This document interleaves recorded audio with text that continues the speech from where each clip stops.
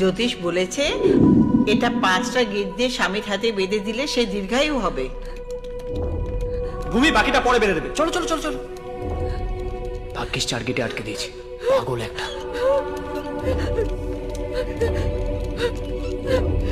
কার সাথে আলাপ করাবো? তোমার বউ। বিয়েই হয়নি আবার বউ। আমাকে নিয়ে কোনো প্রবলেম হয়নি তো? প্রবলেমের জন্য শুধু তোমার নামটাই যথেষ্ট বস, শ্রীজাতা।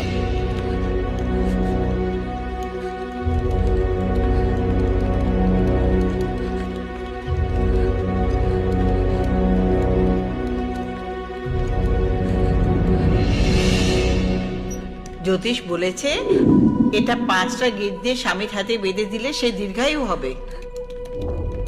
ভূমি বাকিটা পরে বেঁধে দেবে। চলো চলো চলো চলো। ভাগ্যিস 4 গেটে আটকে দিয়েছি, পাগল একটা।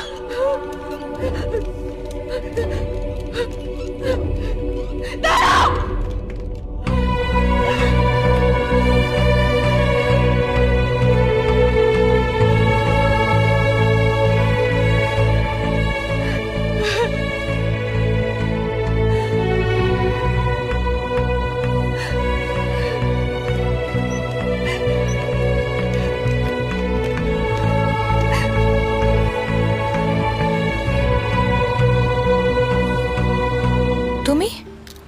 ফ্ল্যাটে গেছিলাম, দেখলাম তুমি নেই, তাই ভাবলাম তুমি হয়তো এখানেই আছো।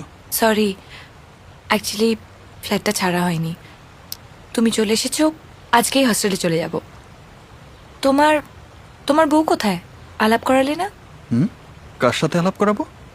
তোমার বউ। বিয়েই হয়নি আবার বউ। বিয়ে হয়নি? না, প্রিয়ার কাছে ধরা পড়ে গেছে। তোদের সাথে পরিচয় করিয়ে দিই, শ্রীজাতা। আর শ্রীজাতা প্রিয়া। আমার নাম শ্রীজাতা নয়, প্রিয়া। তোরা একটু ভেতরে যা তো, আমার ওর সাথে একটু কথা আছে।